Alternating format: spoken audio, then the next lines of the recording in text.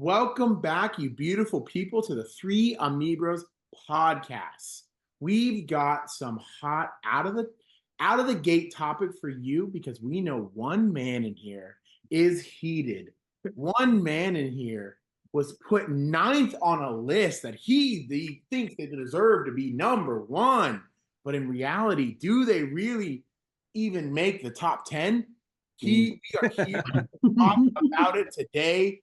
I am a new Blue fan, so I am okay with this 9 ranking, but I will throw it over to the old Blue and to keep us. I don't want to hear OHIO from you right One now. thing, Hey, I'm what's not, up? you guys, I don't even care about college football What's that up? much, but it's the fact that Ohio State's at number two and I Michigan's don't at want to nine. hear OHIO come out of your mouth over I there. mean, I appreciate your guys' uh attempt to really rile me up, to get me angry.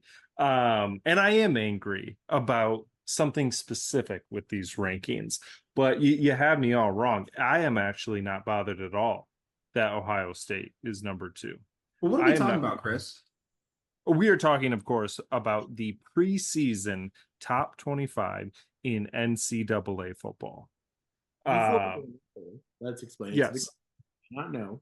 There is an AP poll, and what's the other poll?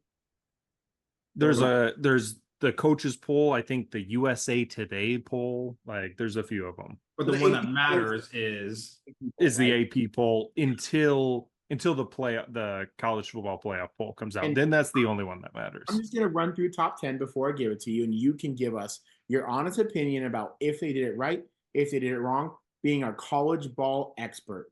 sorry. 1, Okay. 10, Florida State. 9, go Blue. 8, we are Penn State. 7, Notre Dame. 6, Ole Miss. 5, a Nick Sabanless Alabama. 4, the new SEC Texas. 3, Oregon, pretty high. 2, OHIO, and number 1, Georgia. Okay.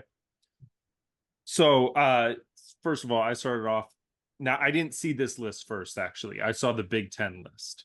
And that is where my irateness came from. Seeing this list, I'm still irate about the same thing that the Big Ten list was bothering me about, but I'm actually more okay with this ranking than you would think.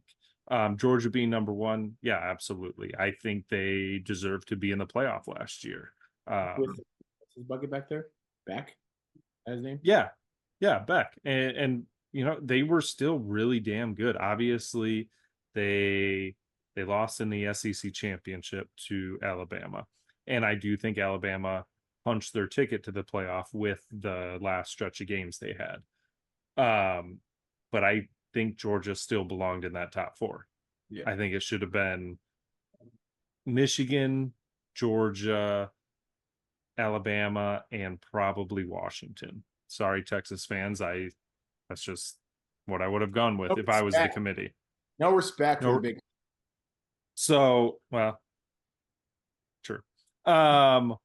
So looking at this list, I'm cool with Georgia being number one. They're still a powerhouse. They really didn't lose too many guys to the NFL this past year. Like, they're going to be better than they were last year. I'm totally cool with that. Number 2, Ohio State.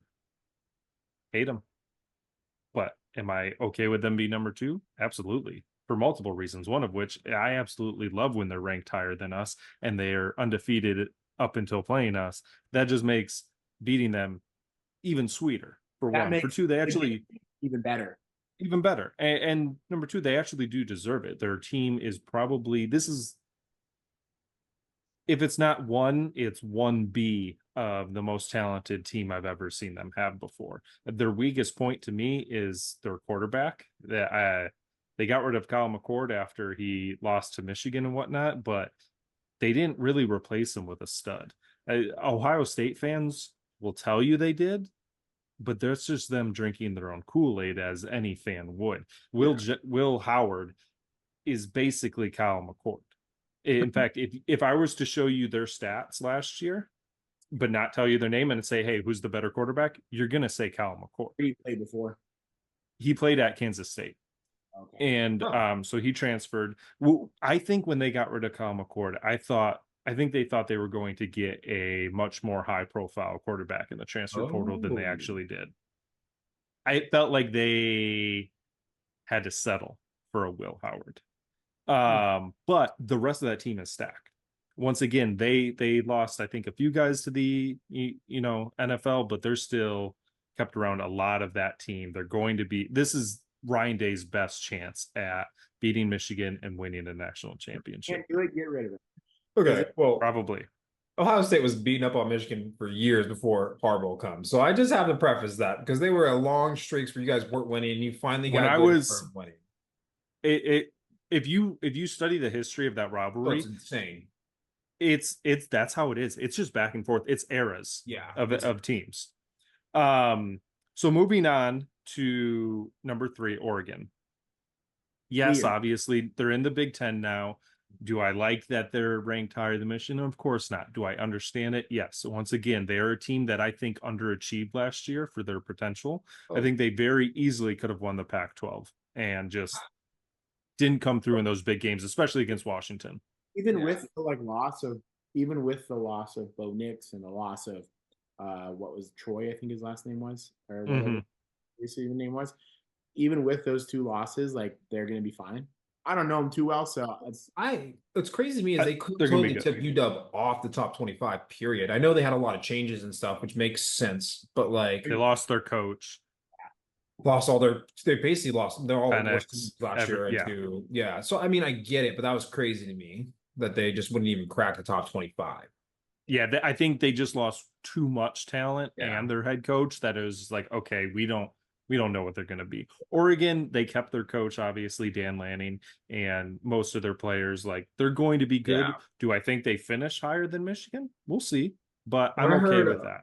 I heard our boy Phil Knight's just trying to bring in the money. He said, I will pay whatever to get you, which is going to help at one point. And yeah, he basically said, I'll buy a title. And exactly. Oregon going to all the new Big Ten schools, trying to get in, hella funny. Yeah, that was awesome marketing by them. Yeah. And we can go through all of them, but I still think it's crazy. 4 Big Ten, 4 SEC. The one that surprises me the most is Ole Miss. Ole Miss is just like Oregon. They underperformed last year. They should have been much better than they were. They choked a couple big games away. They should have actually been better than they were. So again, I'm actually cool with that. Texas, obviously, they still have Quinn Ewers. Obviously, they got Little Manning as the backup. So even if Quinn Ewers goes down, they got a solid backup. They lost Xavier Worthy and a few other pieces, but they're going to be really good. They're definitely national title favorites. Bama is questionable at number 5, to be honest with you. No more Nick Saban. They lost some pieces in the transfer portal once Nick Saban left. I'm not saying they're not going to be one of the best teams in the nation, and I'm not saying they're not going to make the 12-team playoff. I just think 5 is just a touch high for them. But again, I'm fine with them being ranked higher than Michigan. That's fine. I don't care. Number 7, Notre Dame.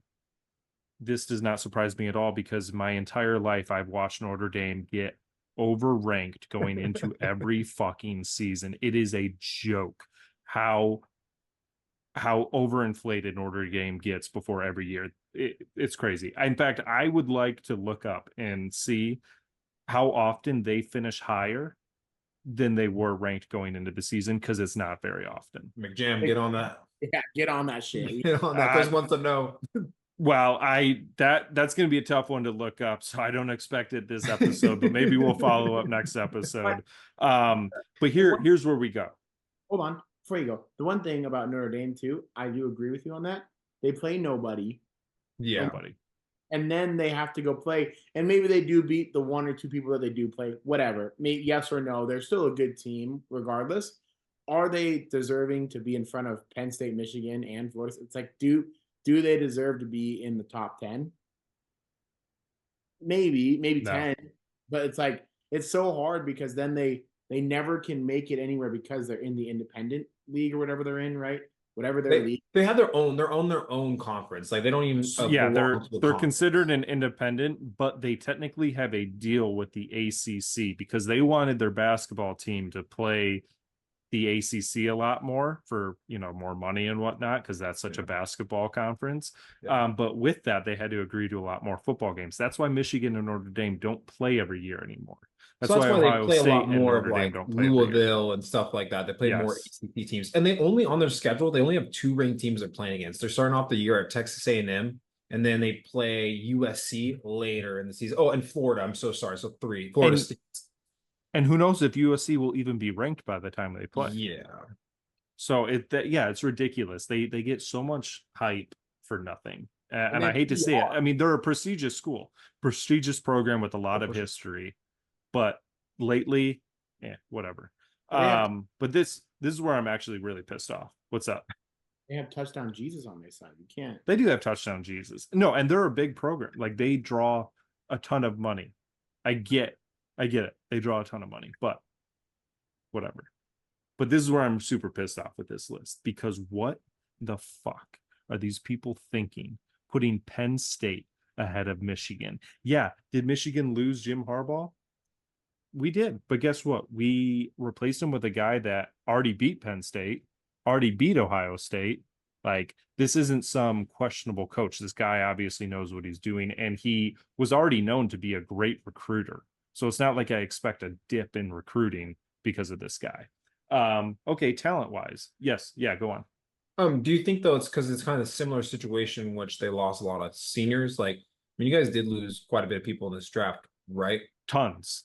I think they either tied or broke a record for most players drafted in a single draft out of a single school. It came very close. I forget. I'll have to look that up. McJam, look that up. But yes, we obviously lost a ton of talent when it comes to a guy like Blake Corum. Oh wait, we have Donovan Edwards. Yeah, we lost Roman Wilson. Oh wait, we still have Colson Loveland. We still have guys in that receiving core. Our quarterback is technically a question mark. Who are we going with? I'm kind of hoping we go with Alex Orji. For those of you who don't know him, I look at him as great last name. Orji, beautiful. I think I view him as a bit of a Cam Newton. The guy's huge. He's athletic.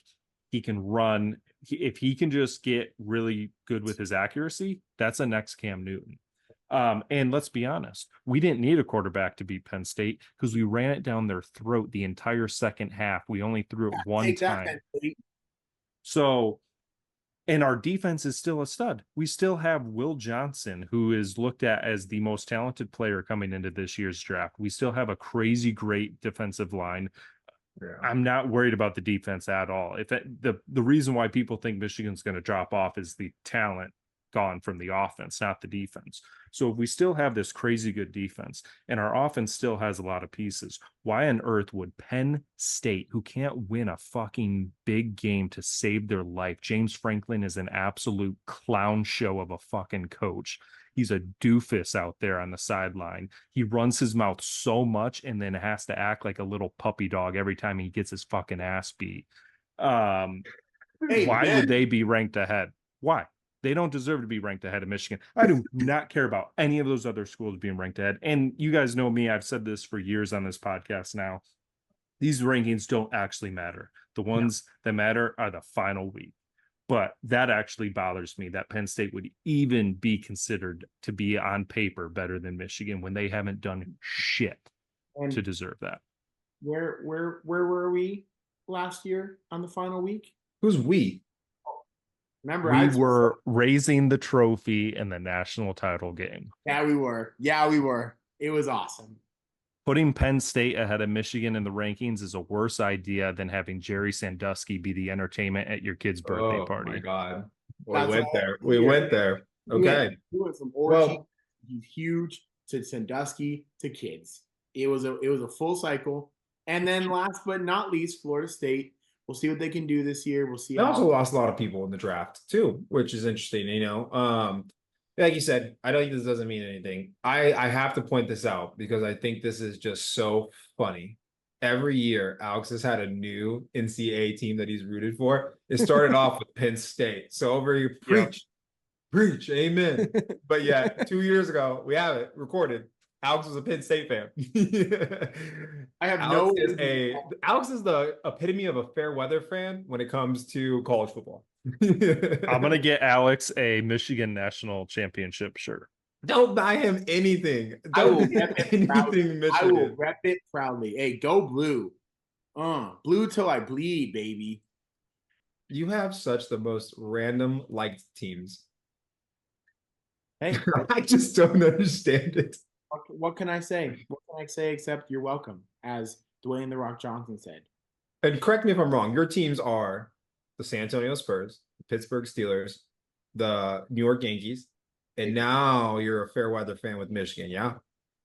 And the Pittsburgh Penguins. Oh, I'm sorry, I forgot about hockey. The Pittsburgh makes sense. Yeah. So listen, I'm not going to say that I'm a bandwagon, but I do enjoy a lot of teams that win. And we know you're not a bandwagon, but yeah, you are on the bandwagon. Only for college. I've been a Pittsburgh Steelers and a Yankees fan. You could go back to like when I was like 7-6 in like full geared out and all of that stuff. So, but we do happen to have 27 rings and we do happen to have 6 Super Bowls. I'm just saying, hey, what can I say except that they win, they win, they win. But Alex likes championship teams. If they don't make a championship, cut. Yeah, if you don't want a championship, well, then he really shouldn't be a fan of either in the last decade. Go above 500 every year. It's a requirement. You know what though? What I'm most excited about college football is this new playoff. It starts this year, right? And this should change everything. Yes. And I'm so excited because this debacle of only having 4 teams with who gets in, who doesn't. I love it. This gives more opportunity to a bunch of different schools to actually play against these bigger schools who maybe like there's some teams that sneak in. Like I remember Toledo was ranked top 15 last year at one point. It wasn't Toledo, it was Tulane, right? Was ranked at one point. Like these schools that really aren't, they're gonna have to play these big guys when it gets to it. Because how many are they taking again? Chris, talk to me about this new college playoff rules and what's working. So basically it's going to be 12 teams and I believe if you're the champion of your conference, you're automatically in. So the Big Ten champion, the SEC champion, all that are automatically in. It was thrown out there. Are those the only 2 conferences in your head? It's the only 2 conferences that matter in the game of college football. But because of that, it was actually thrown out. I think the SEC commissioner kind of threw out the idea that the Big Ten and SEC championship winners should automatically get the first round buys, and the other conferences were like, fuck that. So I don't think that's happening, but they're in the rankings. Obviously the top 2 schools are going to get the first round bye. So I believe the other 10 play an opening round before those other schools get in the next round, and it just keeps breaking down. I love it. I mean, you guys know me, and I'm a traditionalist, and college football used to always be about tradition, and now so much is different that it's weird. The new conferences are still weird to me. It's exciting, but it's weird.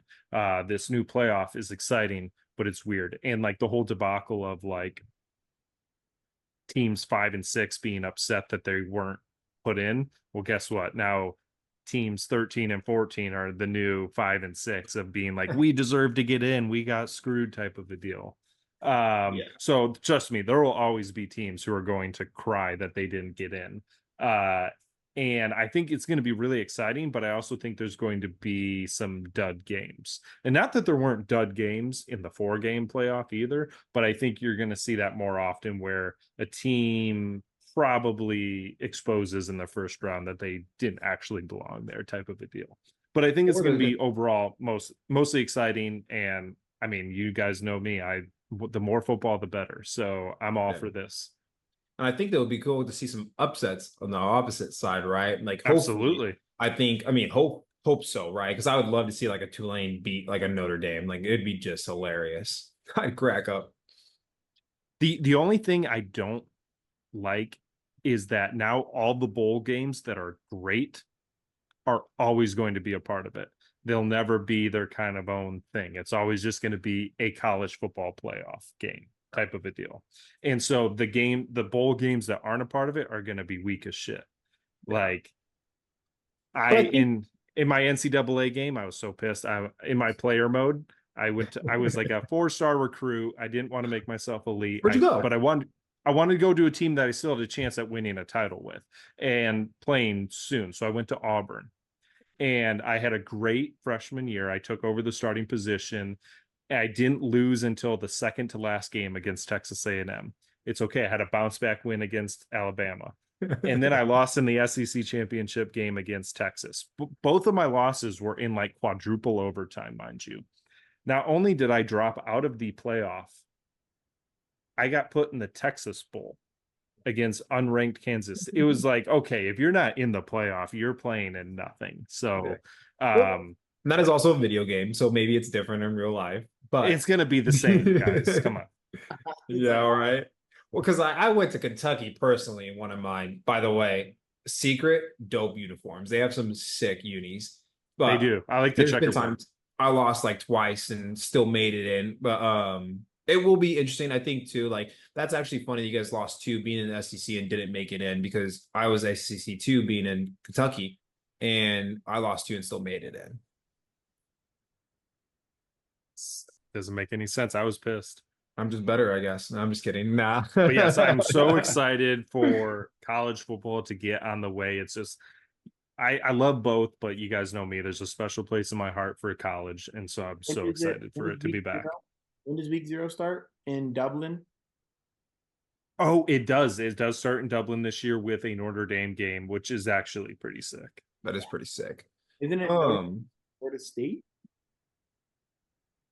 It might be. I didn't think so. I thought it was a little bit lesser of a team. That I thought they went with more of a team that would be a guaranteed win for them in Dublin, but it could be Florida State. Actually, no, Florida State's towards the end. If it's starting about the 31st, they're it's Florida State. No, it's Florida State, Georgia Tech in Dublin. It's not. Okay. It's not Notre Dame. Was that last year? They did it last year, so maybe. I just figured that was going to be a new tradition for them. Was every year they start in Dublin. Florida State is that. I knew it was Florida State, so that's why I thought it would. That would have been a great freaking week. That's a very random game to have over in Dublin. Yeah, whatever. They're gonna do whatever they're gonna do. But I know you guys aren't here just to listen to Christopher babble about why our team in blue should be ranked higher. You came to talk about the NFL, and I'm gonna hand it over to the man with the greatest smile on the internet, to Jay, and he's gonna take us through the NFC West. Thanks for that compliment, handsome man. I appreciate it. Yeah, that was the nicest thing anyone has ever said on this podcast to anybody else. I actually think so. Alex, thank you. All love, brother. Well, I want to leave McJam's team for last because I think it's the funniest and smallest, but yet it's also important to him. So we want to build it up. I'm gonna start with the team that I feel like did the least amount of moves, but also had some of the biggest changes, which is the Los Angeles Rams. Starting with it, Aaron Donald retires. Just a dominant player. He would change an outcome for the game for you. And I think they had to go make some deals to try and find a replacement for him, which they did. They tried to draft Jared Verse from Florida State with the 19th overall pick. I don't know who he is. Again, I'm not a college guy. That's not my specialty. So, Chris, you can maybe elaborate on that. But still, I don't think you can replace Aaron Donald, period. So this defense is going to have a little bit of struggle to start. But they added Tre'Davious White, who has been injury prone for the last couple of years with the Bills, to their horrible secondary. They had a really, really bad secondary last year as well. And that's really all they did for defensive ads. And even offensive ads, they really didn't do much. They added Blake Corum, which I'm excited about, to tandem with him and Kyren Williams, who Kyren Williams last year, I picked him up in fantasy and he balled out towards the end. And I think he proved to be a really great player. And I like that tandem. I think Kyren Williams is definitely more your receiving back and Blake Corum's more of that down your throat kind of back. So it'd be interesting to see what they do. But the biggest thing I think that happens with the Rams is, can Stafford stay healthy? He's couple seasons he's been injured. Even when they took him to the Super Bowl, he had injured throughout that season. Last year he missed a whole bunch of time, and they signed Jimmy G to back him up, another really injury prone player. The Rams will still be decent because they have Sean McVay. Sean McVay alone will carry the Rams to something, at least maybe a playoff potential or in the hunt for the playoff. But this team did not do enough for me to make them better in this Yeah. division. Because like the 49ers are obviously they're the champs, they're the best team in this division. And to compete with them, I don't know what they did differently to make them stand out. You guys, what are your thoughts? I mean, they're gonna, like you said, they had that heartfelt moment where they drafted Jerry Verse, and then they drafted his line mate. I can't remember his name, and he got to like make the call, and he's like, "You ready to get to work? I'm ready." And it was emotional, but like you said, their biggest thing is you signed a glass quarterback when you already have a glass quarterback starting for you. Breakable. They are both. No, no, no. Okay. I Hold love on. Stafford, but he's I'm a always Stafford guy. Hold on, He before I say this, Stafford in Honolulu Blue is a lot different than Stafford who is in LA. Okay, the Stafford in LA has now become a California boy. He doesn't want to get hit anymore. In his Honolulu Blue, Mr. Stafford was Iron Man. Okay, I understand that and I do get that, but like Jay said, over the past 3 years, he hasn't really lived up to that Iron Man stature that he used to be. yeah, he didn't give him a well, Super Bowl. yeah, You got to give him that he's getting compliment, older. right? Oh, dude, he's a great quarterback, and I was so happy for him to go get the Super Bowl. But when now you have this, and you have such a young offense on their side that it's going to be good. Just hopefully that defense can score, let them not score just enough so that Puka can go and score more. I mean, really, if you look at their depth chart and that wide receiver, I mean, Puka, Cooper Cup, Cooper Cup hopefully can stay healthy this year again too. Yeah, That I'm was the actually big, more weird about him than Stafford. yeah, and that's the other thing. Well, I'm not really worried about him because he only had a fluke year last year being injured. The other years before, he's been really, really healthy, and they still have the potential to be a really good team. But like everything, injuries play a role in it all. Yeah. And so if they get injury filled again, this is a very, very Yeah. not depth team that they're going to get in trouble when it comes to those playoff times, to the later seasons. They're going to have to be strategic on when they sit, when they don't, when they can play, when they can't, because you can't you can't win this division by doing that. And I don't think they're even going to try to win division. I think they're going to just try and sneak a wild card spot to get in because the 49ers are still just as good. Not winning this division on the 49ers. No. Well, let's go into the actual winners probably of this division. And though I think this team is funny to talk about, which is the San Francisco 49ers, because for a lack of what they've done, they're still headline in the news for a billion things. Breaking news a while ago was the Brandon Ayuk stuff. And guys, this guy had, I think, a trade proposal, right, for Amari Cooper. They were going to trade him to the Browns, get Amari Cooper, get a couple draft picks. And the dude said, no, I'm not going there. What does this man want? Hey, I would have said the same thing. The Browns, they suck. They have a better chance of winning the Super Bowl than maybe some team he would get. Oh, okay. The Steelers, if he went to the Steelers, different. I totally agree. I think they have a chance to win if he goes on them. But like the Browns aren't in a bad spot to still be a Super Bowl contending team. And add him, then their wide receivers are stacked. What are you trying to get? What do you want? He wants to get to either the Steelers or the Commanders. And I try to always be a players fan where it's like, yeah, obviously I'm going to choose the millionaires over the billionaires. Like, you go get your money. But the problem is there's certain times to do it and certain times you shouldn't do it. And technically Brandon is doing this. I don't know. I just called him Brandon like I know him.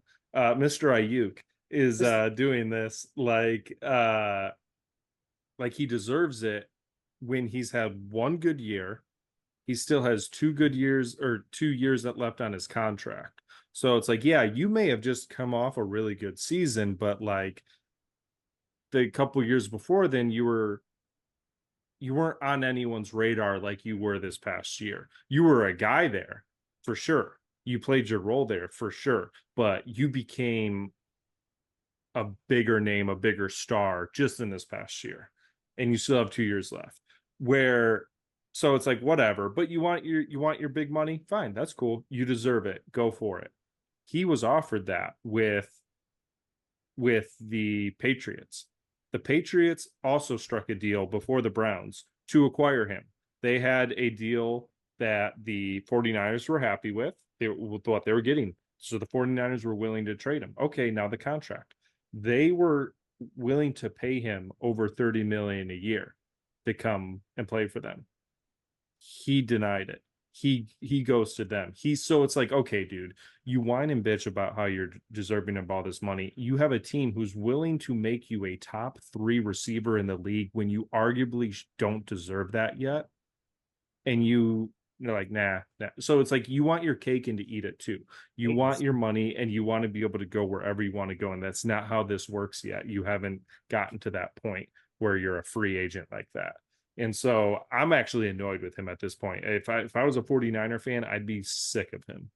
I hate to say this, but he sounds like a Pittsburgh Steelers wide receiver.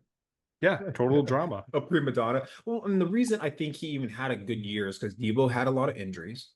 CMC was so good that like you gotta have a man on him at all times. So it means one less man on him. You still have George Kittle that you're trying to guard. Like you have so many positions on that team that you're trying to protect that he is just like, okay, you have to go one-on-one Ayuk. And Ayuk is a definite star number 2. In some places he could be a number 1 depending on where he goes. But like to be a stud number 1, like does he deserve CD money? Does he deserve Justin Jefferson money? No. Not What yet, is he? anyway. Not yet, 100%. And I'm with you, Chris. I am annoyed. Because, dude, you get everything you want, and you're gonna be like, nah, it's just not the team I want to go to. Well, what are you gonna do then? Sit out? Look how well it's done for every other player that sat out. It doesn't work out. Le'Veon Bell's out a year, ended up getting somewhere else, and then died. Like Le'Veon Bell actually sat out 2 years, and then got sent somewhere else and was not the same guy. No. Well, because you need to play. And like a year off does like you think that it doesn't, but it does play a lot because your body's not physically ready for it, right? You're not getting hit like you normally should. You're not playing the routes like you should have. Like you're not getting the experience or the exposure that would actually make you that number 1 wide receiver or keep your talents up to where they need to be. Because you're just running routes with some other quarterback that you like. Okay, he's probably running routes calling Kaepernick at that point if he's holding out, right? So you're not even getting an elite quarterback throwing you passes. So you're not getting real NFL looks. Like, let's just be honest with it. It's just interesting. I'm ready for all of it to be done. I just want this to be done with, over with, because it's just annoying. And I feel bad for the 49ers at this point because. Well, yeah, let's not go that far, Justin. I am enjoying the turmoil that is in that organization between Brandon Ayuk. Now they have Trent Williams, who's also holding out, and that dude is like the greatest left tackle in all of football. Like Brock Purdy ain't going to be Brock Purdy if he does not have Mr. Trent Williams there. I'm sorry, it's just not happening. And his is just getting paid too, right? Yeah, he's just like, hey, I'm not getting paid as a top guy in the league anymore. I would like my contract adjusted. And yeah, you're the best. So they should do that. In fact, I think that should be the priority more so than Brandon Ayuk. Sure. And I'm sure they agree with that too. But obviously, Brandon Ayuk is making more noise. Yeah, Trent is it's hard to do that when you have drama surrounding everything else. Like how do you handle all these question marks on your team? Like, it's got to be so stressful being an NFL GM dealing with these big personalities that are drama queens. Yeah. But Trent Williams definitely deserves a bit paid. And the one that I'm actually, so speaking of getting paid, Christian McCaffrey on the offseason got paid. Yes. Not only did he get paid, he got made the Madden cover, and he brought back the curse already because the man is already out with a calf strain. I hate it. I think he is so fun to watch. I arguably think he's the best running back in the league, and I hate that he's injured because 100%. It does take away from the game of football. Whether you don't want to see him, don't want to play against him, great. Like as a Cowboys fan, I would not want to play against him, but he's good for football when he's in. He's 100%. Good for the 49ers when he's in. I hope this calf strain is just something super minor and that it's something that he'll bounce back and start the season, because Dak had the similar calf strain last year and he went MVP level. So it's another one of those like you don't really know how serious it is. Maybe they're just playing precaution because he is Christian McCaffrey. But I mean, you still got to be like, okay, well, who do you got next? Who's behind Christian McCaffrey when he does get injured? And I actually don't even know who his backup running back is. I can look it up real quick too, but Yeah, no, Christian McCaffrey absolutely is the best thing for the game when he's healthy. As far as entertainment value goes, like he's so good. I think it's funny just because it's the 49ers, and I kind of predicted that he'd have a bit of an injury-ridden year with just like if you just watch his trajectory. Wow, they still have Elijah Mitchell. I was gonna say talk about that, but I'm like, another there's injury no prone, way he's still there. another injury prone running back. So I don't want to see him get hurt, but it just statistically, it feels so probable for him with his history in the league and the fact that he was on the Madden cover. I'm a superstitious guy. I gotta believe that curse is going to get him. That's Oh, for sure. And then they have Ricky Purcell, who they drafted #1 overall. Not their first round pick, not one overall, excuse me. Their first round pick at 31st. He's been injured through all this training camp too. So the guy that's supposed to replace Ayuk basically can't even stay healthy, which is crazy to me too.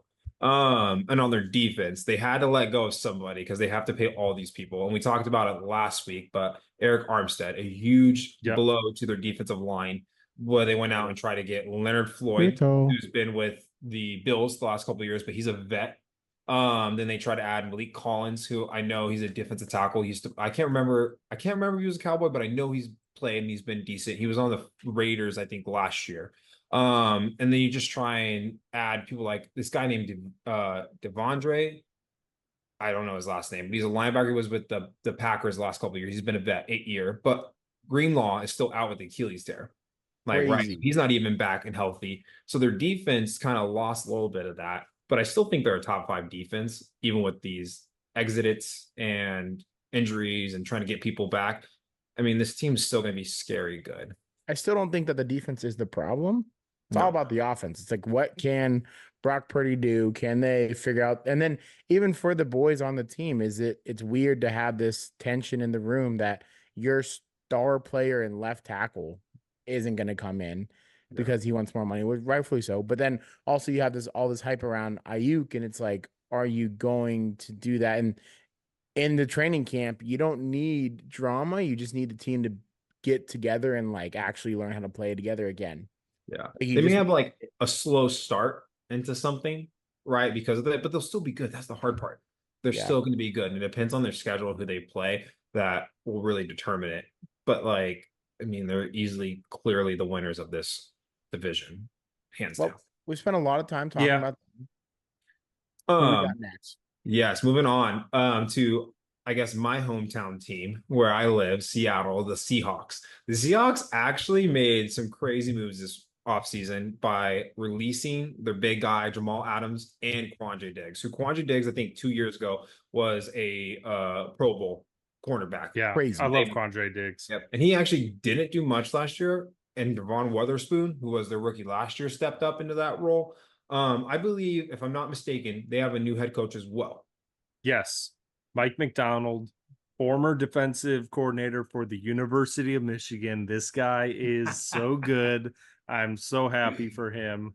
Yes. I hate the Seahawks, but I'm so happy for Mike McDonald.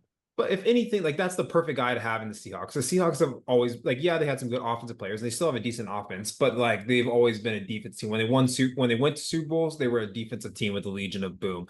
I would love to see what he comes in and does with their defense, and if he makes them a powerhouse. Because the Ravens, he was with the Ravens prior, and the Ravens have always had a stacked defense. So what changes do you make here? What do you do to make this defense look good? Offensive wise, Geno Smith hopefully stays healthy again this year. Their offensive line, though, is what's always been trash.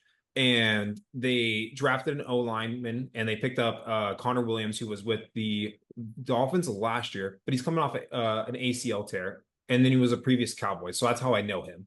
And he was really good for us. We drafted him out of Texas, I believe. I thought he did good when he was with us. Then he went and got money from Miami. Then they ended up trading him to the Seahawks. So they try to beef it up to help Geno stay healthy. But I mean, this team is still like You got Kenneth Walker the third. You got Tyler Lockett, DK Metcalf.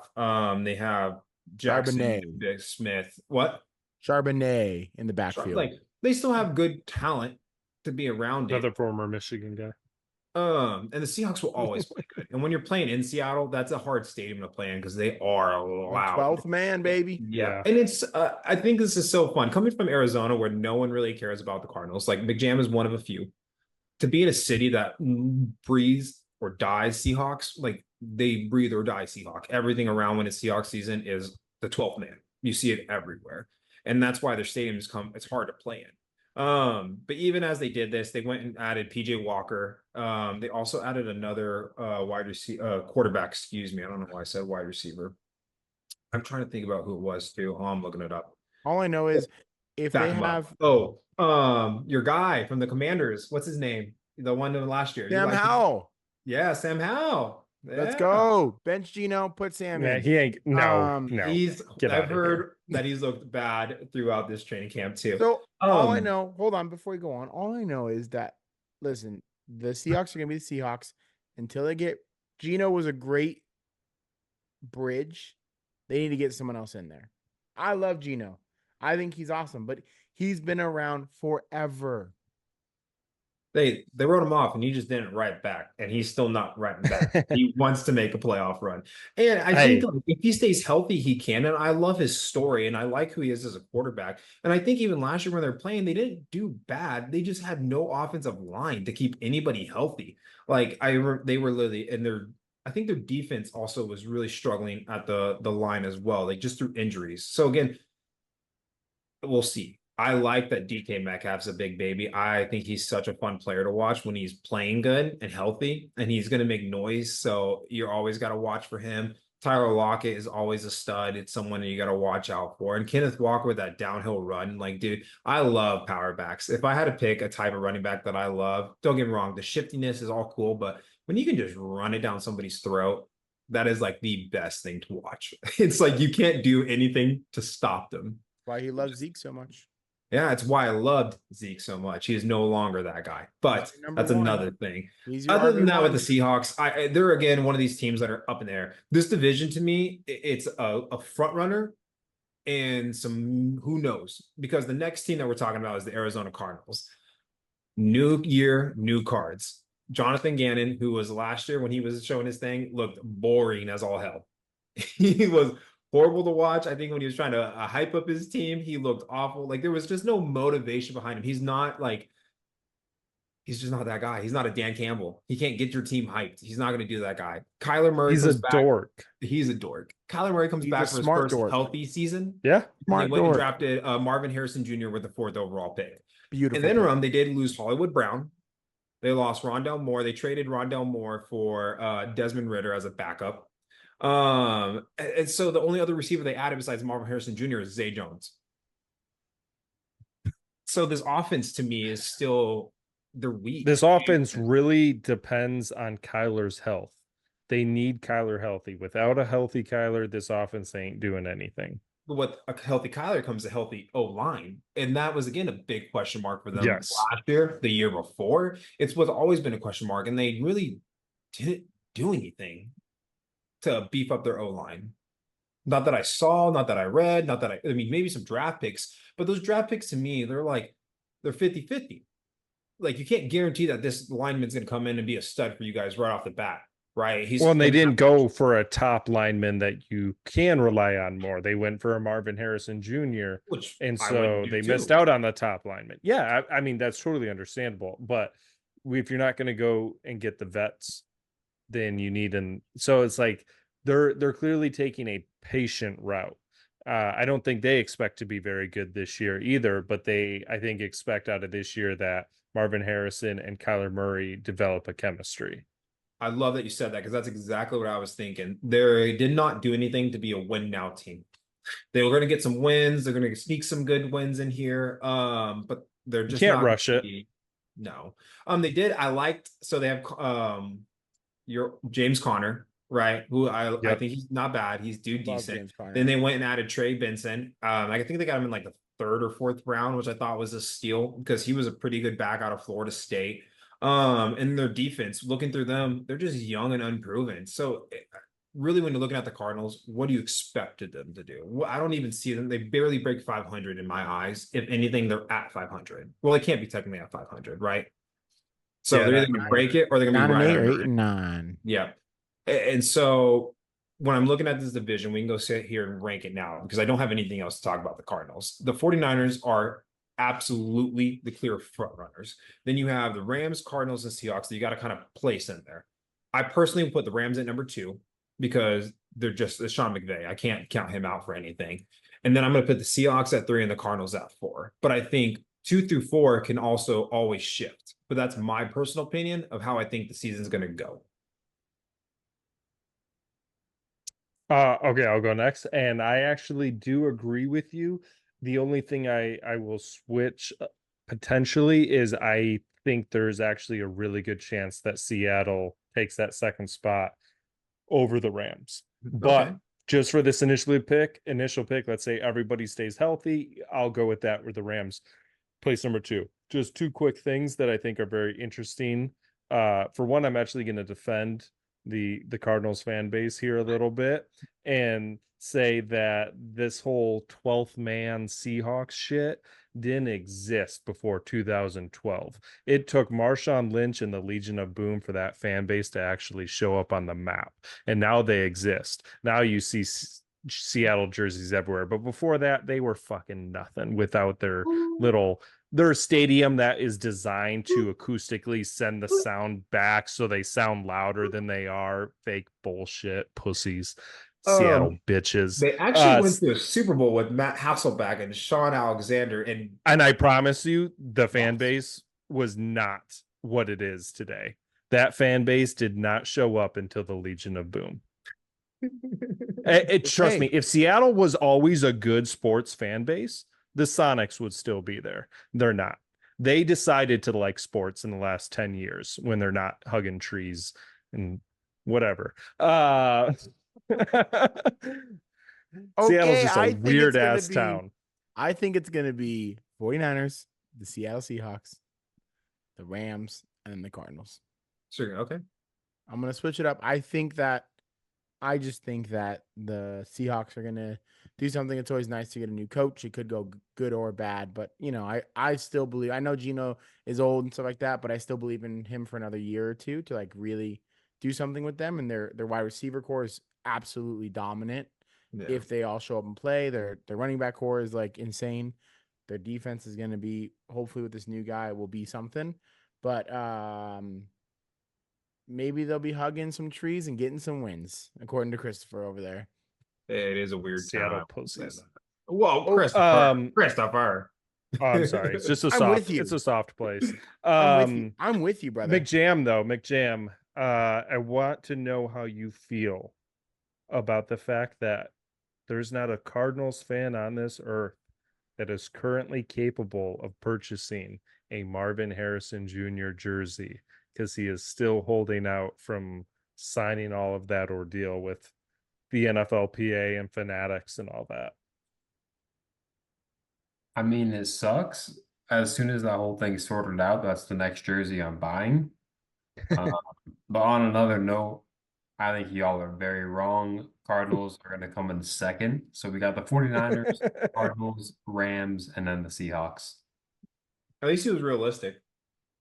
Yeah, I mean, you can't fault him for that. No, you got to have support your team, but at least he knows that the 49ers he can't beat. And to be honest, I am actually super excited to watch the Cardinals this year just to see, okay, what does this look like now with Marvin Harrison and a healthy Kyler again? Like, that's going to be interesting. I love when Kyler plays. I love Kyler Murray's type of play. Well, boys, that's all I got. Yeah, I'm going to shift it over to you, Al, because you're going to take us away with the AFC East, boy. And this one is another crazy one. It's a crazy one. Very good division. Could be very good division. One team's going to be a question mark, but the other 3 teams could be very good. Okay, I don't see any support from that, so I'm just going to that's my opinion. You guys can have your own opinion. We're going to start with the Buffalo. Well, hold on. When you say one team's going to be very good, Are you No. trying to say that No, that no, no, one no, no. team? I said one team's iffy. I Uh-huh. said one team's iffy, and 3 teams have the potential. Who's the iffy team? Oh, okay. Yeah, The I misheard Patriots. you. Okay. Um, whatever. We'll address it later. I I was said gonna I roast you said for a one second team. for something Yeah, else, but you didn't say what I thought you one said. team's gonna be iffy, and 3 teams have the potential to be very good. Okay, that's Like fair. that is an accurate statement. 3 teams have very good teams. One team is gonna be who knows what they're gonna be. I thought I heard that 3 teams were iffy and one was very good, Oh. and I was about to slap you across the screen if you were gonna say it was the New York Jets because of Aaron Rodgers. We'll get to them and then later. But we've got the Buffalo Bills. What did they do this offseason? Thank you so much for asking. Nothing. They lost Yeah. a prima donna wide receiver. That's They all wide receivers. yeah, Yeah. and they lost everybody. Gabriel Davis to Jacksonville, and they signed Chase Claypool. Hey, good for them. Horrible They signing. also signed MVS, and they also went out and who did they? Drafted. Yeah, who they draft again? Oh, they Keenan drafted and Coleman. Coleman. Yep, they drafted Which Coleman. I like that one. Yeah, they signed Ben DiNucci. He's a backup. Yeah, whatever. Okay, well that's He ain't gonna see the field. That's No. basically what they did. So when you're like, that's whatever, that's kind of what they did. Yeah. Okay. Well, they effectively shut their Super Bowl window. And with such a good quarterback, it's like, is Josh Allen just gonna die a bit? Is the Bills destined to be the Bills where they not that saying they're gonna go to Super Bowl, but go to 4 Super Bowls and lose 4 Super Bowls, or when they have this talent like Josh Allen? Josh Allen is this crazy talent. You had this whole team behind him, and the team, whatever, couldn't get it done. The Chiefs may have been their like arch nemesis and they could never get past them, whatever it is to be. But like they are this team that's so good because they have this one key component to a team that you need to be so good, but they just can't seem to put it together. McDermott, is he still there?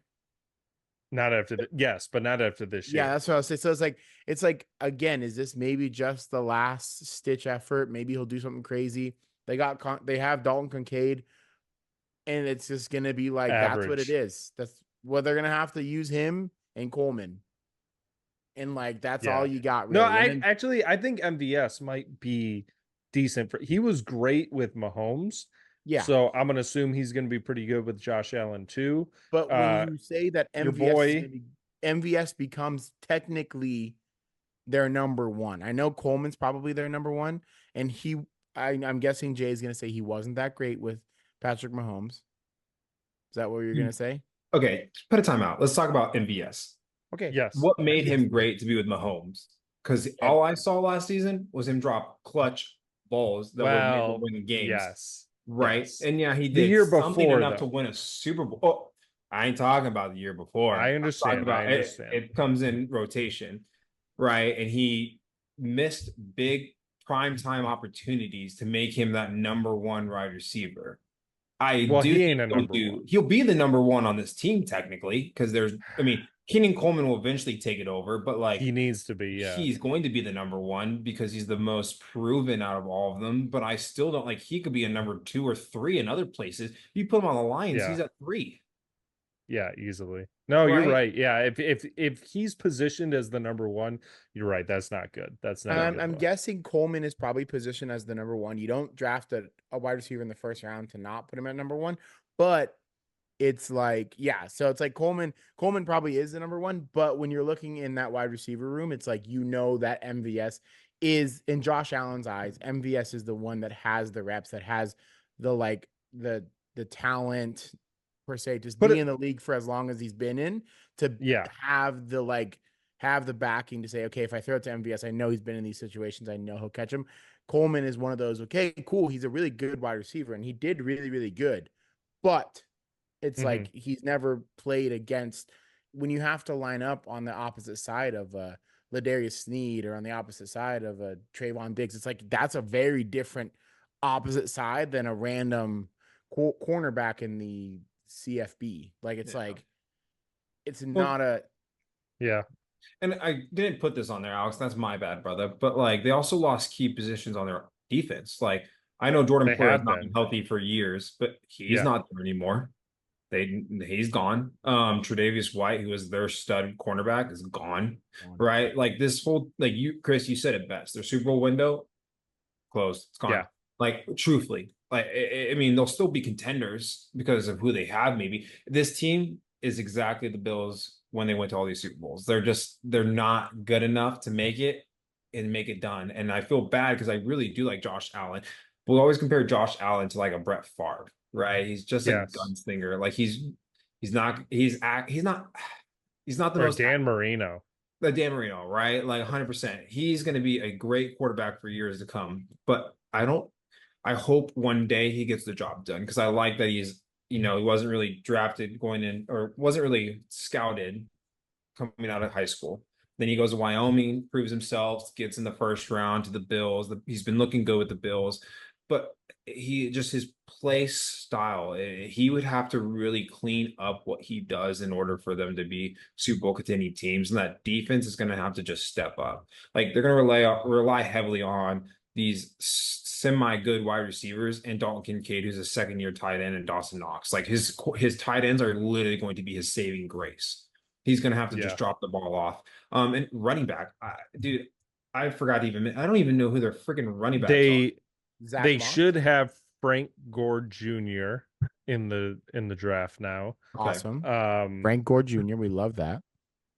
They got rid of James Cook. No, Zach Moss is with Cincinnati now. That's right, James Cook. Yep. Well, and so they Frank have Gore Jr. is not even on their depth chart. He doesn't even crack the top 4. Yeah, and that makes sense. He was. Oh shit! Is he practice squatted then? Yeah, I'm guessing he was undrafted, right? Yes. Yep.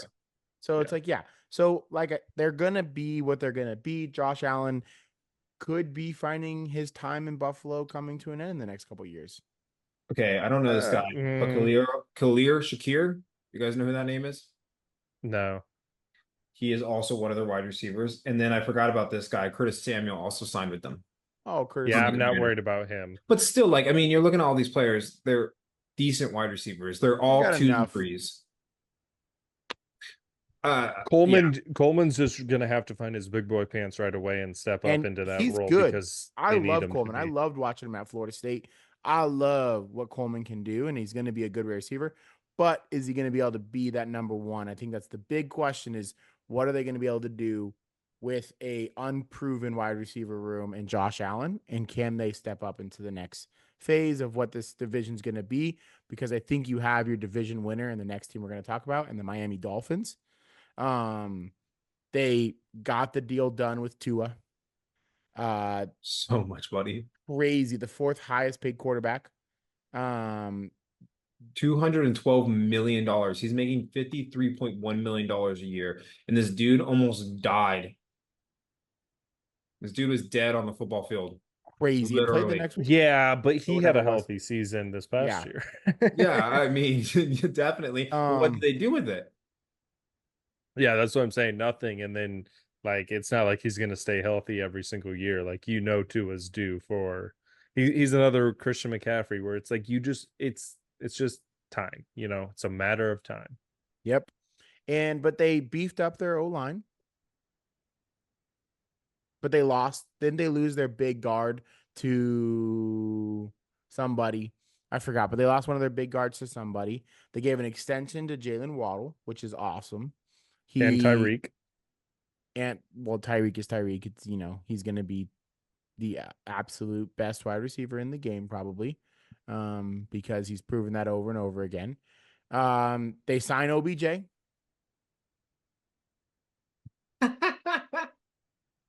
That'd be Chris really makes cool. This so funny. 5 years ago, signing OBJ, huge deal. Nowadays, it's like, cool. How many games is he going to play before his ACL goes out? Okay, don't want to say that out there. On the defense, Howard's gone. They signed Poyer. They signed Calais Campbell.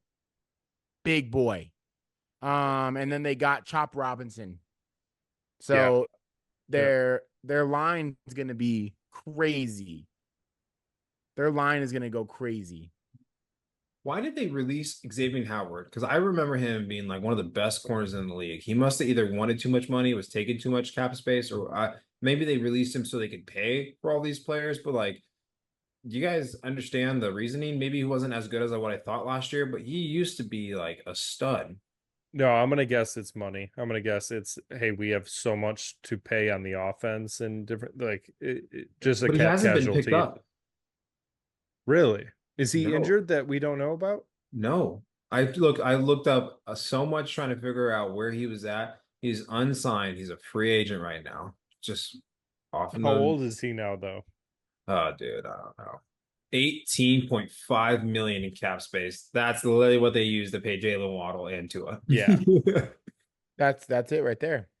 And Clayton Campbell, they got him on a steal, dude. 1 year, $2 million. This dude, yes, He took the older, vet minimum. Yeah, he's old now. but he wants to win. That's why they signed. And I thought that was like crazy that they only signed him for that because he is still a good player. He'll still make noise for their line. But they did lose Christian Wilkinson in the offseason. Yeah, I love him. He's Yeah. hilarious. I loved his mic'd up moments. Yeah. Me too. So I think him and then adding Chop Robinson, what a good guy to learn from, at least, right? Like I don't know much about college. I didn't watch, but I know Chop Robinson was just, he's a beast, is he not? Definitely. No, Yeah. that was a good pickup by them. I'm not impressed with them in big games yet. Every time they're an impressive team, it's against a below average team, a losing team. Anytime they have to go against the Chiefs or anyone really good, they fold. They're not Yeah, not it's good. kind of crazy that this team can score like 70 on an NFL team, but then also just like get absolutely destroyed by the Chiefs. Like how does one meet the other? It's like you should just be a good team, and like now Tua, he's gonna have. I mean, he got this huge deal, so hopefully he can now do something with it. It's like, hey, you're playing freely now. You don't have to worry about a deal. You don't have to worry about these things anymore. So just go play, and maybe that'll actually, hopefully, free him up to do something and like be the lefty quarterback that we've all wanted. But Hopefully they can secure the 1 seed because he's proven that he can't go play in cold weather. So he needs all the playoff games to be in Miami. But Yeah. I think they can secure the 1 seed. Like I said, I think they're probably the divisional favorite in my eyes. I love their coach. He's Yeah. so funny. Did you Yeah, hear him he talk is about funny. Tyreek's kids? It's No, dude. how was he like ragging on how many he has? Yeah. Really? Just made a joke about it. And then did you see him in the preseason game absolutely bolting down the field to get a timeout in? It's like No. it was like a regular season game, and he probably ran like 50 yards to get a timeout in before the play was called. It was pretty funny. It's like, hey, this guy's That gonna bring a sounds like level him. of intent. Yeah, it's gonna bring a level of intensity. So hopefully they can do something with this. Hopefully they can. This is their time to take the division over to beat. I mean, like, yeah, this is their time, but this is their time. Like, you had the Bills who were this crazy. You had New England forever. It was like and then after New England left, the Bills, and last year was supposed to be so good with the Jets, but unfortunately, carrying the American flag out was the biggest highlight we got. But it's just like, it's just this is their time to take over this division. So take it, I guess. or just Take it. choke artist. Yeah, just take it. Like, that's all you got to do this year is you guys have. But again, what comes with that is you have all the expectations. We know what you can do. Now take it. And then going to a team that was so good for so long and is now on the downward slope. But we'll see what they do this year because they did and went and got their new Thomas Brady. I don't know if he's going to, I'm the only one. I'm not comparing him to Thomas Brady. I'm just saying they got their new young quarterback for the future-ish, whatever. Are you talking about Joe Milton in the 6th round? Yeah, exactly. Yeah, dude, he looks good. Drake May drafted Joe Milton from We drafted Drake May at number 2 and Joe Milton in the 6th round. And Joe's looking pretty sexy out there. I mean, technically, Joe Milton is also a Michigan quarterback. He just happened to transfer to Tennessee when we dumped him. But I actually think they screwed up taking Drake May. I mean, how many quarterbacks out of North Carolina are going to get taken before we realize they don't produce quarterbacks? So stop drafting them. They're But- like, it's not going well for him so far in camp. And nothing against the kid. I mean, I hope he does well, but what I'm reading, it's not going well for him. Obviously, Jacoby's going to be the QB1 for them this year while he sits and learns. So whatever. But no, you're right. This team is going to struggle a lot. Yeah, I mean, like they cut Juju. Their defense, seems like every damn new big whatever defensive lineman, wide receiver has this pay drama. Yeah, It's you got like- Matthew Judon, who's trying to get either paid or get out of there. Right. Would not mind if the Lions go after him. He's a But beast. he wants to be paid. And he wants to be paid now. I get it, man. You want your money now, and that's understandable. And it's like I hate to bring it back to this, but I just watched the Hard Knocks Bears, and Mhm. getting DJ Moore that like next level contract that he deserved in the middle of practice. It's like almost teams, like you said, billionaires figure it out. Like that's what you need to have your team succeed. Like the Bears, honestly, after just watching that, the Bears honestly could do really well just because of that. It's like take a playbook from that and maybe sign these people who are, it's like any team would love to have a Judon on their squad. This For guy sure. is an absolute phenom. It's like crazy, but we don't know. It's like Mr. Kraft. I know you got money. Use it. A question. 'Cause I think we glossed over this, but Yeah. Drake May, Joe Milton. I Yep. know we Yes. think they may be screwed up, but like, let's break this down because really, if you guys have been hearing rumors and hearing all this stuff, Joe Milton seems to be way more impressive than Drake May is. In the preseason game, he looked more impressive than Drake May. So obviously, we kind of think maybe they screwed up, but like, what do they do here? You do drafted a that. number two. Number two, you have to play him, or else you Play look him. like an idiot. But then you have this guy who's just doing better. This is another Drew Bledsoe, Tom Brady situation unfolding. And what do you guys think about the drama that's surrounding it? What do you guys think is going to happen in for the years to come? preseason game? Like I don't know. So obviously, I don't think Drake May's been looking too hot in the camps as well. If he's not playing well, but Milton obviously is probably going against number twos as well. Not to take anything away from a backup on an NFL team, but the level of caliber going from a number one cornerback to a number 2 or 3 cornerback is a very big difference, right? So there probably is that to play, but it does go to show like, hey, listen, man, maybe Chris is right. Maybe you don't need to take this kid from UNC with the number 2 pick overall when everybody saw the Giants mess up everything in Hard Knocks, but they wanted the number 2 spot. They were willing to trade up and get something for him. It's like they were willing to take that spot away from you. And can you imagine the like amount of like how great they would have looked if they traded that away, got some good draft picks, and then got Milton still in the 6th round and what he's looking like right now, right? Like maybe now only time will tell. Maybe Drake May will be whatever Drake May is going to be, and we're probably doing way too early predictions. It's only like 3 weeks worth of whatever, but it's still kind of concerning that your number 2 pick overall isn't always looking the best. Yeah. And now, to be fair, I did not watch a lot of Joe Milton when he was at Tennessee this past season. I just didn't catch a lot of Tennessee games. But I do know from the time of watching him that he is crazy athletic, crazy strong arm. The big thing why Michigan was like, we're going to move on is his accuracy and decision making in the moment. He made some very questionable decisions in the moment of trying to play hero ball type of a deal. So it seems like he's kind of matured a lot since then. He's making better decisions. His accuracy looks better. Like he's a scary athletic dude. Where Drake May he doesn't strike me as we better not let him out of the pocket type of a guy. Joe Milton, you don't want out of the pocket. He'll run on you. Yeah, he's crazy. I watched some Tennessee. Obviously, being in Tennessee, it's really hard Right. to miss a Tennessee game. But like the one knock that they did get on him was that is like, yo, you need to be when you're gonna throw it like that, you need to be accurate. You need to have better decisions. But damn, the kid's athletic. Yeah. Super athletic.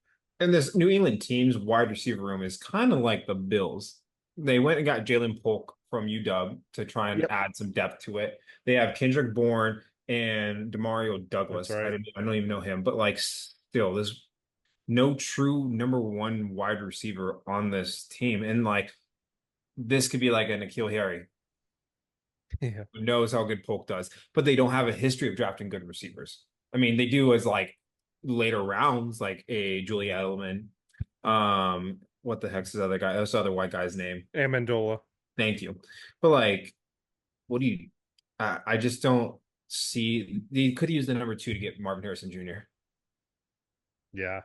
They could use they just something other than Drake May. I mean, it's not that he's bad, but like if you already knew Jacoby Brissett was going to be your number 1, why'd you go and get number 2? Like, I feel like when you draft within the top 5 of quarterback, that guy's going to be your starter this year.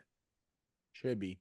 More times than not, that's how it works out. But like if you have the opportunity to let them learn, I mean, that's a pretty good deal. And Jacoby has been with the Patriots before. He's a vet. So like that's a good situation, but it just seems like, okay, if you're gonna have someone sit, why don't you have someone sit that seems better, but just needs kind of more time, like a JJ McCarthy, like a Michael Penix.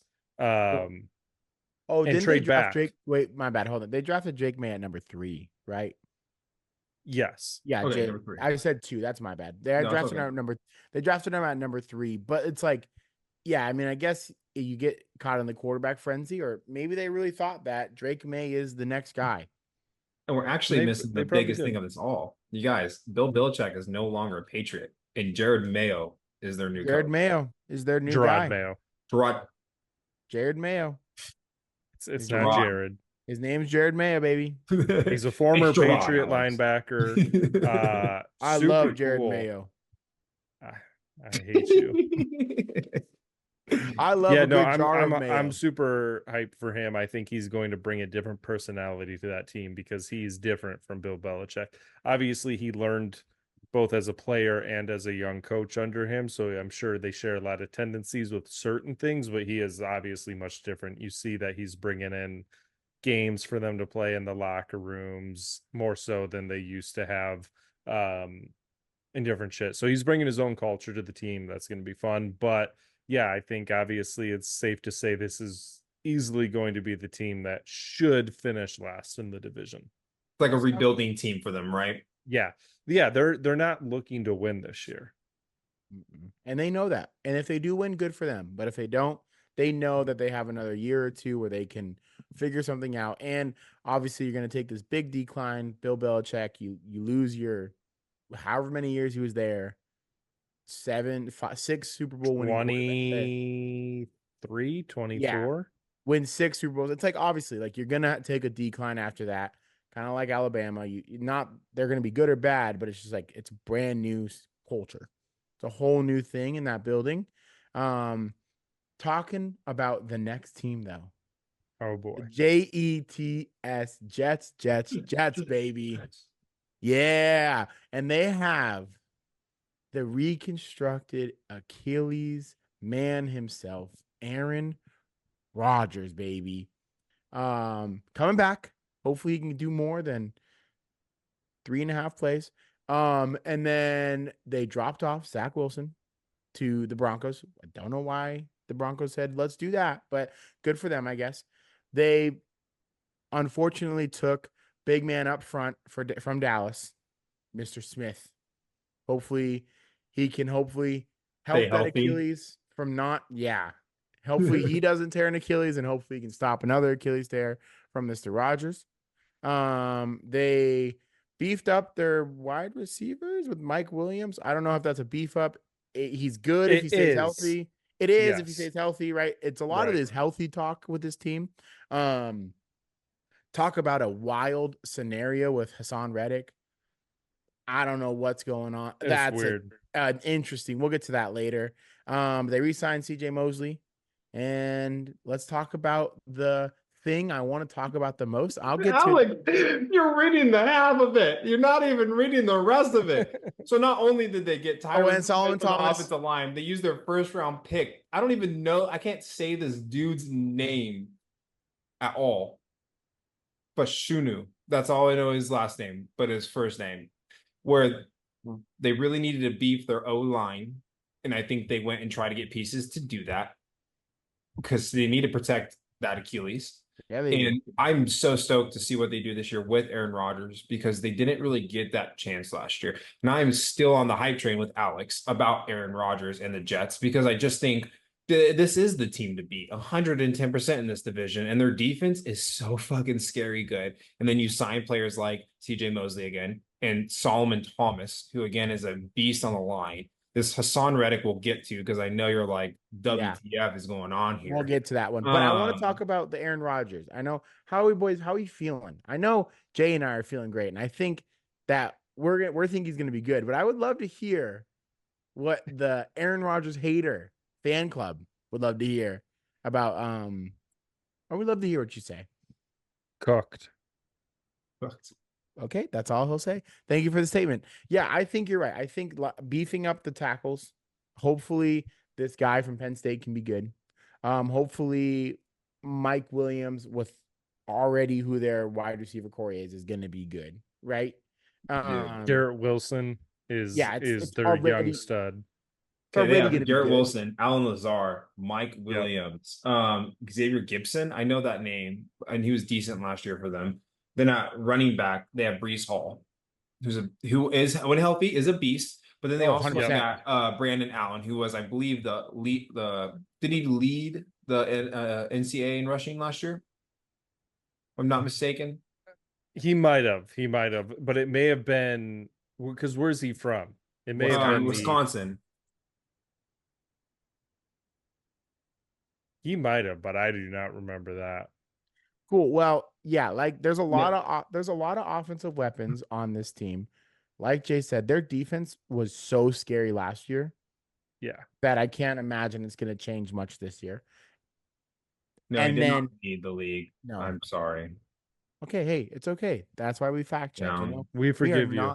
We're not a podcast that likes to spread rumors. But I wanted him because he's a power back too, and they got him really late at 4th round. Brandon Allen, baby. And I, as a Cowboys fan, I wanted him because we needed some depth within our running backs. You got Zeke. Thank you. And so I think that this team's going to be really good. Once again, there is a player that just wants to be in the headlines for no reason. I don't really know. Like, I don't understand what this guy is like going through this guy's head. What's going on? Like, he wants to get paid. Philly didn't want to pay him, so Philly said, "Okay, we'll trade you. We'll trade you to the Jets." The Jets took him, and then were shocked that, hey, this guy won't show up unless he gets paid. Yeah, no fucking shit. Like that, you knew why Philly was getting rid of him. You knew what this dude wanted. And if you weren't willing to give it to him right away, why did you think that trading for him was going to be a good move? Like Joe Douglas, this is a hot seat year for you, pal. And you make a move like that and not want to pay him. Like, I don't have faith in this team anymore. For a little bit, literally 2 months ago, 3 months ago, like back in May. Wow. So it's like you knew what you were getting into with this guy. Joe Douglas, I think the past few years, besides for Zach Wilson, has actually done a pretty good job as the general manager for this team. But this move, coupled with the Zach Wilson move, that's a job loss type situation if this blows up in their face. Obviously, it seems like they're going to put their foot down and force this guy to either show up or get fined. So this will be a really interesting matchup between these two to see if he shows up by week 1. I also don't believe in Robert Saleh. I'm just not this team. That's okay. He's been pretty okay, I think. He literally kept this shit Jets team. Like the defense was amazing, but their offense with Zach Wilson, they were always in a conversation for something, and Zach Wilson. And then if Aaron Rodgers stays healthy, this team is really, really talented and really good. And it's not Robert Salehi's fault. If anything, he's done exactly what he needed to do by beefing up their defense. And their defense has been a forefront of this team. Their offense has always been the question mark. And if Aaron Rodgers stays healthy, I think this team is fantastic. They have a really solid wide receiving crew. The running backs can be beast. And Aaron Rodgers is Aaron Rodgers. He's going to do his thing, but he's got to stay healthy. But he's never been injured until last year. So again, like what do you say? And you can't really bank it off of that because you didn't even get to see him play. Like, Yeah. You saw him like four downs. It's not enough to Got be the like, American yeah, flag, this guy baby. is the Yeah, shit. he's been, I mean, last year was the most time he's ever missed. But let's be honest, like I wasn't impressed by him his last year with the Packers.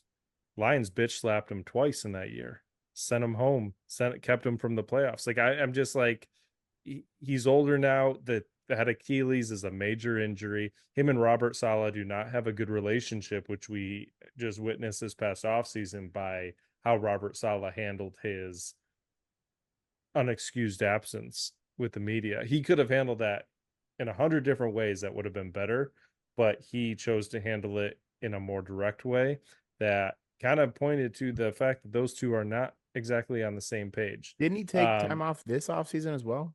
Yeah, that's what I mean. Is he went to Oh. Egypt? He went That's on a right. trip to Egypt during the mandatory mini camp.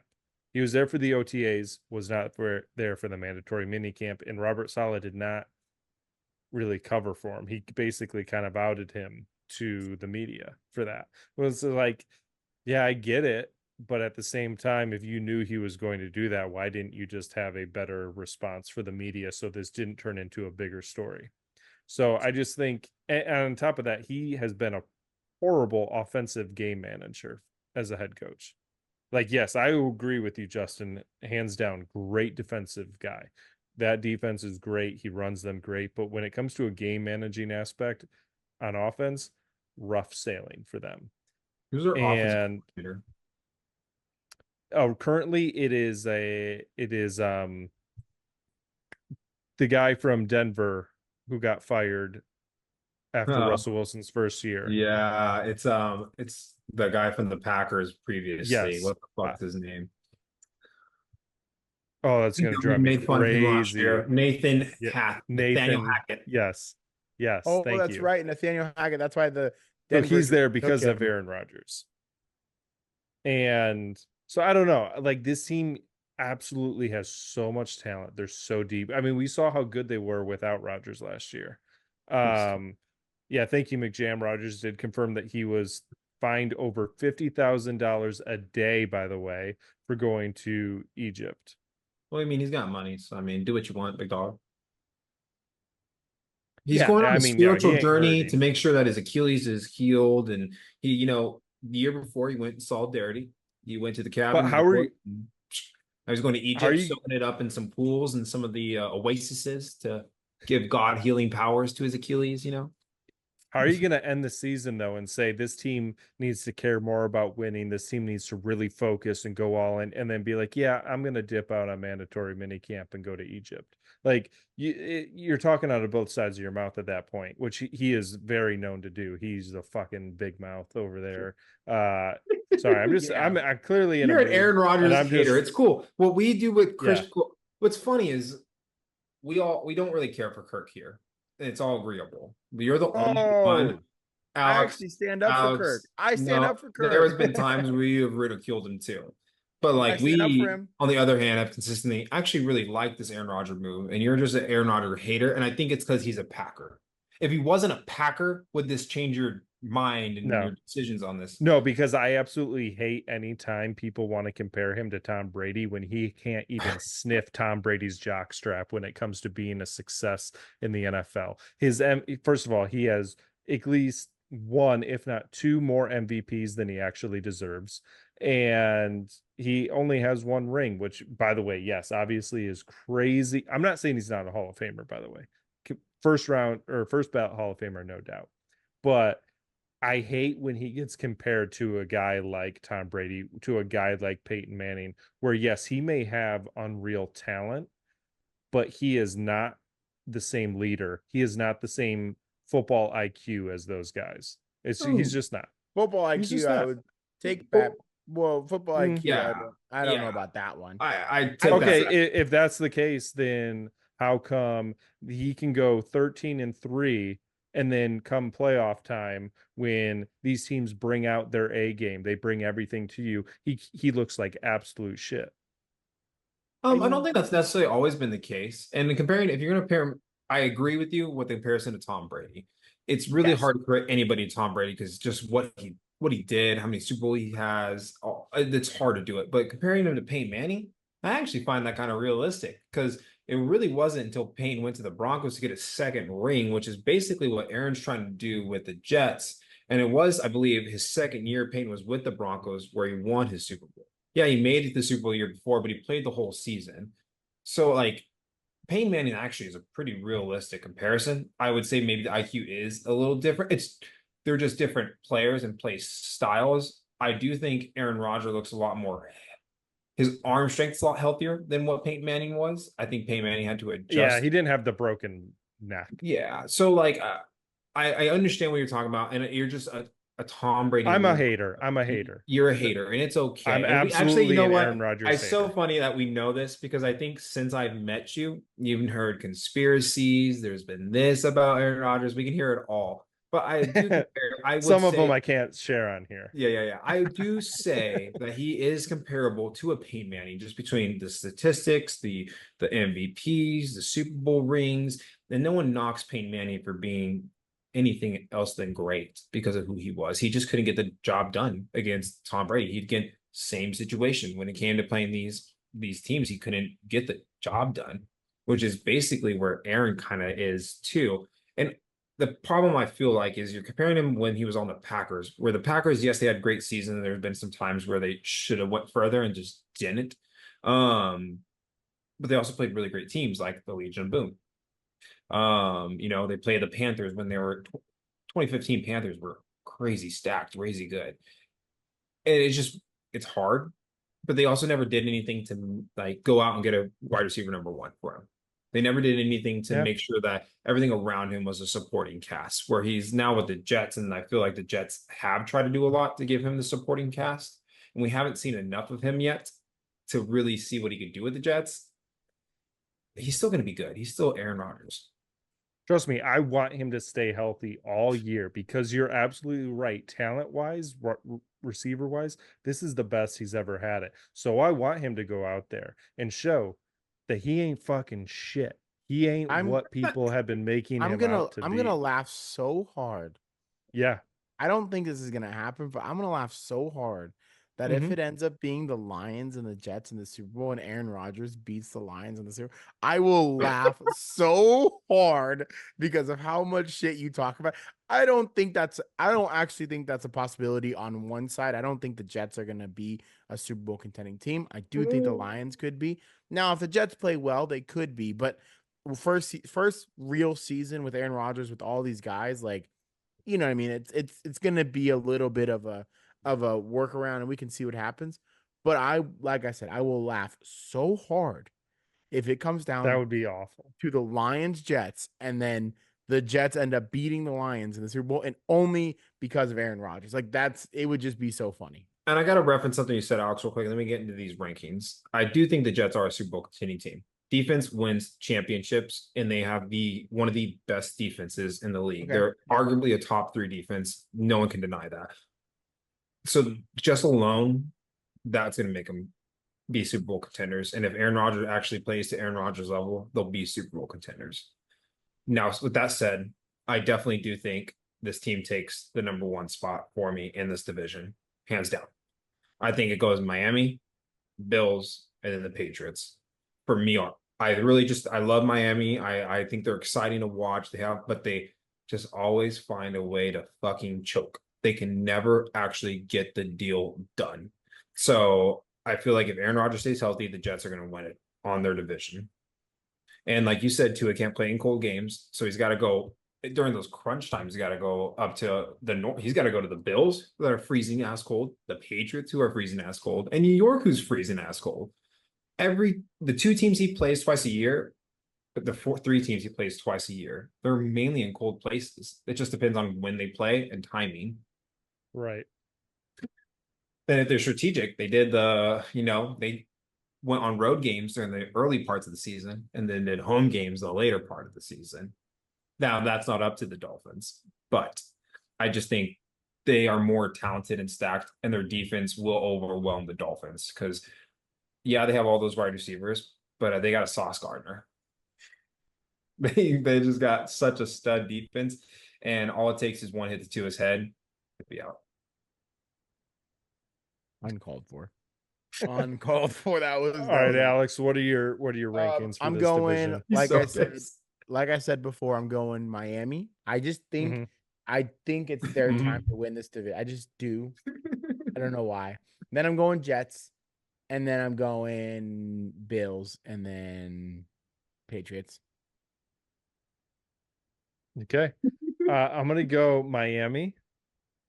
I just think they have too much talent not to win the division.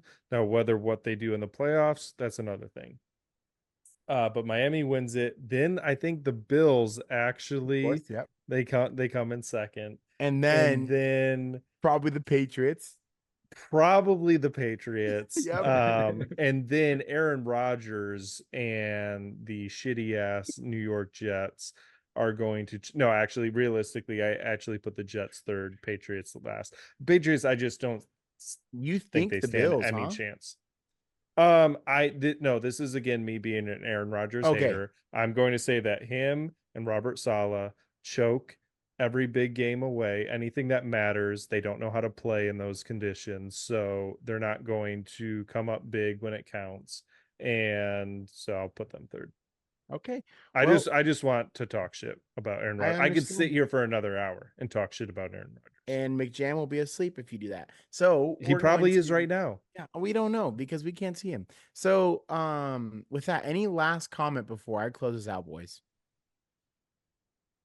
This was such a weird episode. I feel like both divisions had good and not good to talk about.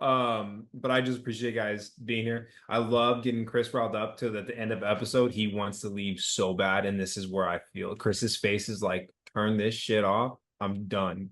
I'm tired of talking about Aaron Rodgers. Alex, great job.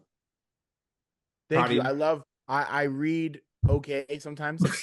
It's so funny because I need to write longer sentences for you because you like read it and then you go on to the next. So but boys, this was the wrap up of our divisions. This was the last episode of our divisions. We've got some surprises coming for you in the next couple episodes. Don't you worry, boys. We're still going to be around. I think we only got 4 more Sundays until actual NFL week 1, baby. I'm so excited. I am stoked. It's going to be a lot of fun. So we'll put them up, all of our predictions. Go check them out on socials. Go follow us at the 3 Amigos Podcast. Go subscribe to us. Go give us one of those little check mark things. All the things on there, okay? Just do it up. Go like it. Go do whatever you're going to do. And we can't wait to see. Yo, what's up, Jay? We have a gold star to give out. Oh, I forgot about the gold star. I think I know who it goes to. Before the gold star, we do have some exciting things coming up these next 4 weeks before the season starts. We're going to come to you with some brand new segments, some fun things while we gear up for the season. So stick around because next week, Justin and Alex will be battling in Chris's Jeopardy football. So stick around for that.